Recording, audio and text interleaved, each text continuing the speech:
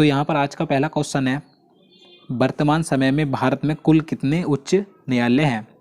देखिए जितने भी क्वेश्चन मैं आपके लिए इस वीडियो में लेकर आया हूँ, अगर आपको उनमें से किसी का भी आंसर पता है तो आप हमें कमेंट बॉक्स में बता सकते हैं। और देखिए वीडियो के लास्ट में आपसे एक क्वेश्चन ज़रूर पूछा जाएगा, आपको उसका आंसर भी हमें कमेंट बॉक्स में ज़रूर बताना है। तो इस क्वेश्चन का राइट आंसर ऑप्शन बी हो जाएगा 25। वर्तमान यानी कि इस समय में भारत में 25 उच्च न्यायालय यानी कि 25 हाई कोर्ट है, आपको याद रखना है।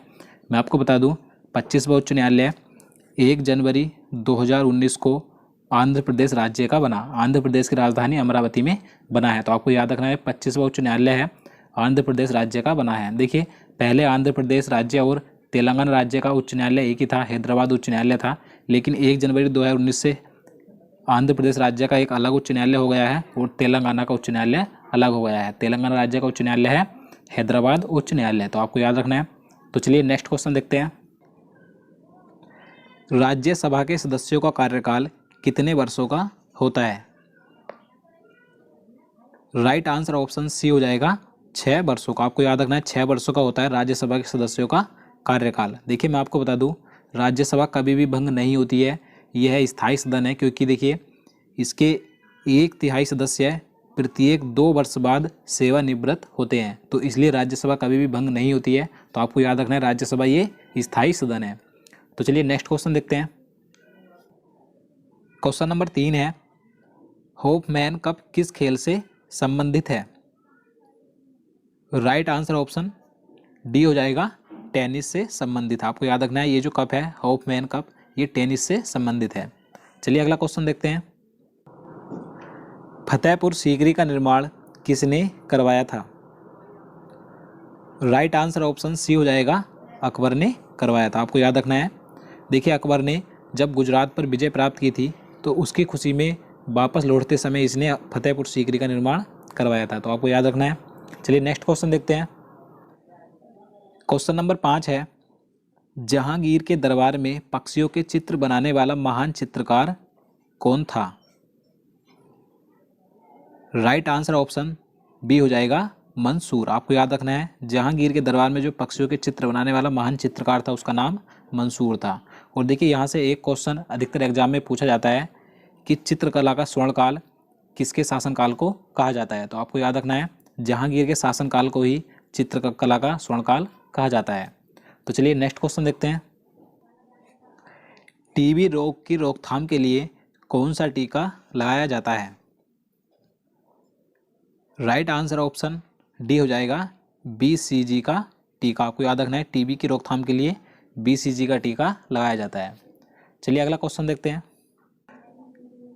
क्वेश्चन नंबर 7 है, प्लासी के युद्ध के समय बंगाल का नवाब कौन था। राइट आंसर ऑप्शन बी हो जाएगा सिराजुद्दौला। आपको याद रखना है उस समय बंगाल का नवाब सिराजुद्दौला था। देखिए प्लासी का युद्ध 23 जून 1757 ईस्वी को अंग्रेजों तथा बंगाल के नवाब सिराजुद्दौला के बीच लड़ा गया था। इस युद्ध में अंग्रेजों ने सिराजुद्दौला को हरा दिया था और देखिए उस समय अंग्रेजों का नेतृत्व रॉबर्ट क्लाइव ने किया था, तो आपको याद रखना है। चलिए नेक्स्ट क्वेश्चन देखते हैं। पेरियार राष्ट्रीय उद्यान किस जानवर के लिए प्रसिद्ध है। सही आंसर ऑप्शन सी हो जाएगा हाथी के लिए प्रसिद्ध। आपको याद रखना है। और देखिए ये उद्यान कहाँ पर है, ये केरल राज्य में स्थित है। चलिए अगला क्वेश्चन देखते हैं। गरसोप्पा जलप्रपात किस राज्य में स्थित है।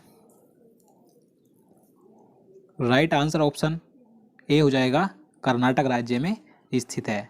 और ये किस नदी पर स्थित है आपको याद रखना है, ये श्रावती नदी पर स्थित है। और देखिए गरसोप्पा जलप्रपात का अन्य नया नाम क्या है, महात्मा गांधी जलप्रपात, तो आपको ये भी याद रखना है। चलिए अगला क्वेश्चन देखते हैं। क्वेश्चन नंबर 10 है, मनुष्य के शरीर में इंसुलिन का स्राव कहाँ से होता है। राइट आंसर ऑप्शन बी हो जाएगा अग्नाशय से होता है। आपको याद रखना है मनुष्य के शरीर में जो इंसुलिन होता है उसका निर्माण यानी कि वो जो निकलता है तो अग्नाशय से निकलता है। और देखिए ये एक प्रकार का हार्मोन होता है इंसुलिन। और देखिए हमेशा ऊर्जावान रहने के लिए हमारे शरीर में इंसुलिन का निर्माण होना आवश्यक है, तो आपको याद रखना है। नेक्स्ट क्वेश्चन देखते हैं। गुजरात की जीवन रेखा किस नदी को कहा जाता है। राइट आंसर ऑप्शन डी हो जाएगा नर्मदा नदी को। आपको याद रखना है गुजरात राज्य की जीवन रेखा नर्मदा नदी को कहा जाता है। देखिए नर्मदा नदी गुजरात और मध्य प्रदेश राज्य में बहती है और देखिए इसका उद्गम स्थल अमरकंटक है, यानी कि ये अमरकंटक से निकलती है और ये खंबात की खाड़ी में जाकर गिर जाती है। तो आपको याद रखना है। चलिए नेक्स्ट क्वेश्चन देखते हैं। क्वेश्चन नंबर 12 है, निम्न में से कौन एक कार्यरत व्यक्ति संसद के सदस्य नहीं होते हुए भी संसद की कार्यवाही में भाग ले सकता है? देखिए वेरी इंपॉर्टेंट क्वेश्चन है ये।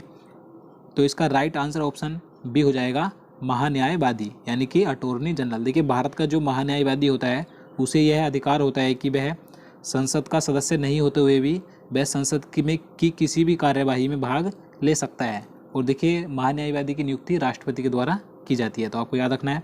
चलिए अगला क्वेश्चन देखते हैं। मानव शरीर का ब्लड बैंक किसे कहा जाता है?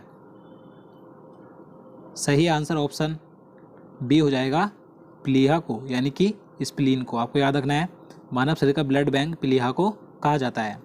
चलिए आगे देखते हैं। भारत की सबसे चौड़ी नदी कौन सी है? राइट आंसर ऑप्शन सी हो जाएगा ब्रह्मपुत्र। आप सभी को पता होगा ये भारत की सबसे चौड़ी नदी है। और अगर हम बात करें भारत की सबसे लंबी नदी कौन सी है तो गंगा है। और देखिए यहाँ से एक क्वेश्चन और एग्जाम में पूछा जाता है कि भारत की सबसे लंबी सहायक नदी कौन सी है। तो ये वेरी इंपॉर्टेंट क्वेश्चन है। तो आपको याद रखना है भारत की सबसे लंबी सहायक नदी यमुना है। ये किसकी सहायक नदी है? तो ये गंगा की सहायक नदी है। तो चलिए नेक्स्ट क्वेश्चन देखते हैं। क्वेश्चन नंबर 15 है, अंतर्राष्ट्रीय मजदूर दिवस कब मनाया जाता है? तो इसका सही आंसर ऑप्शन ए हो जाएगा 1 मई को। आपको याद रखना है अंतर्राष्ट्रीय मजदूर दिवस 1 मई को मनाया जाता है। अगर हम यहाँ पर बात करें 3 मई की, तो 3 मई को विश्व प्रेस स्वतंत्रता दिवस मनाया जाता है। आपको याद रखना है। और 8 मई को विश्व रेड क्रॉस दिवस मनाया जाता है। और 21 मई को भारत में आतंकवाद विरोधी दिवस मनाया जाता है। तो आपको ये चारों दिवस याद रखने हैं, वेरी इंपॉर्टेंट है। तो चलिए नेक्स्ट क्वेश्चन देखते हैं। पेनिसिलिन की खोज किसने की थी? राइट आंसर ऑप्शन ए हो जाएगा ए फ्लेमिंग ने, यानी कि अलेक्जेंडर फ्लेमिंग ने पेनिसिलिन की खोज की थी। आपको याद रखना है। और यहाँ पर बात करें बी पास्कल की, तो इन्होंने कैलकुलेटर की खोज की थी। और विलियम हार्वे ने, मैं आपको पहले कई बार बता चुका हूँ, इन्होंने रक्त परिवहन की खोज की थी। और यहाँ पर बात करें माइकल फेराडे की, तो इन्होंने डायनेमो की खोज की थी। तो आपको ये चारों याद रखने हैं। तो चलिए नेक्स्ट क्वेश्चन देखते हैं। पोलियो रोग में शरीर का कौन सा अंग प्रभावित होता है? राइट आंसर ऑप्शन सी तंत्रिका तंत्र। आपको याद रखना है। और अगर हम बात करें पोलियो रोग के टीके की खोज किसने की थी, तो आपको याद रखना है जॉन ई साल्क ने की थी। तो ये वेरी इंपॉर्टेंट है, तो आप इसे याद रखिएगा। तो चलिए नेक्स्ट क्वेश्चन देखते हैं। हैजा रोग किसके कारण होता है? राइट आंसर ऑप्शन बी जीवाणु, यानी कि बैक्टीरिया के कारण, दूषित पानी पीने से। आप सभी को पता होगा। देखिए अगर आप चाहते हैं कि इन सभी से होने वाले रोगों का वीडियो मैं आपके लिए एक अलग से बना दूं, तो आप हमें कमेंट बॉक्स में बता सकते हैं। तो चलिए नेक्स्ट क्वेश्चन देखते हैं। संविधान के किस अनुच्छेद का संबंध संविधान संशोधन से है? राइट आंसर ऑप्शन बी अनुच्छेद 368। अनुच्छेद 368 में संविधान संशोधन का प्रावधान किया गया है। आपको याद रखना है। और इसे भाग 20 में रखा गया है। तो आपको ये भी याद रखना है, भाग 20 और अनुच्छेद 368। तो चलिए अगला क्वेश्चन देखते हैं। क्वेश्चन नंबर 20 है, चाय की खेती के लिए उपयुक्त मिट्टी कौन सी है? Right answer option C laterite मिट्टी। देखिए लेटराइट मिट्टी चाय की खेती के लिए उपयुक्त होती है। इसमें लोहा, एल्युमिनियम और चूने की अधिक मात्रा पाई जाती है। तो आपको याद रखना है। चलिए नेक्स्ट क्वेश्चन देखते हैं। स्वतंत्रता प्राप्ति के समय भारतीय राष्ट्रीय कांग्रेस के अध्यक्ष कौन थे?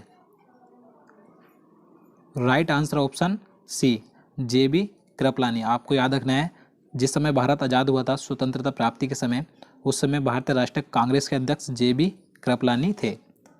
नेक्स्ट क्वेश्चन देखते हैं। क्वेश्चन नंबर 22 है, भारत की 22 राजकीय भाषाओं को किस अनुसूची में रखा गया है? राइट आंसर ऑप्शन बी 8वीं अनुसूची में। आपको याद रखना है जो भारत की कुल 22 राजकीय भाषाएं हैं उन्हें 8वीं अनुसूची में रखा गया है। नेक्स्ट क्वेश्चन देखते हैं। सत्यार्थ प्रकाश के लेखक कौन थे?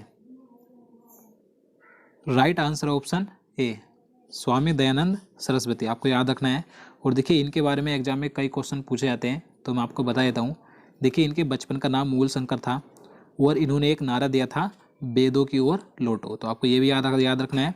और देखिए इन्होंने 1875 ईस्वी में आर्य समाज की स्थापना की थी और इन्हें भारत का मार्टिन लूथर भी कहा गया है। तो आपको ये सभी पॉइंट याद रखने हैं, वेरी इंपॉर्टेंट है। तो चलिए नेक्स्ट क्वेश्चन देखते हैं। राज्य हड़प नीति किससे संबंधित है? Right answer option B, Lord Dalhousie से। आप सभी को पता होगा इसके बारे में, राज्य हड़प नीति से ये किसने की थी? लॉर्ड डलहौजी ने की थी। नेक्स्ट क्वेश्चन देखते हैं। तो आज का हमारा आपसे सवाल है, किस टीम ने 2019 का संतोष ट्रॉफी खिताब जीता है? देखिए ये क्वेश्चन मैं आपको पहले करंट अफेयर्स के वीडियो में करवा चुका हूँ, तो आपको इसका राइट आंसर आपको हमें कमेंट बॉक्स में ज़रूर बताना है। तो दोस्तों आज के लिए इतना ही। उम्मीद करता हूँ आपको वीडियो पसंद आया होगा। अगर आपको वीडियो अच्छा लगा हो तो वीडियो को लाइक करना, और अगर आप किसी भी एग्जाम की तैयारी कर रहे हैं तो हमारे पहले के सभी वीडियो देख सकते हैं। आपके आने वाले एग्जाम के लिए वेरी इंपॉर्टेंट वीडियो हैं वे। तो चलिए मिलते हैं नेक्स्ट वीडियो में, तब तक के लिए नमस्कार।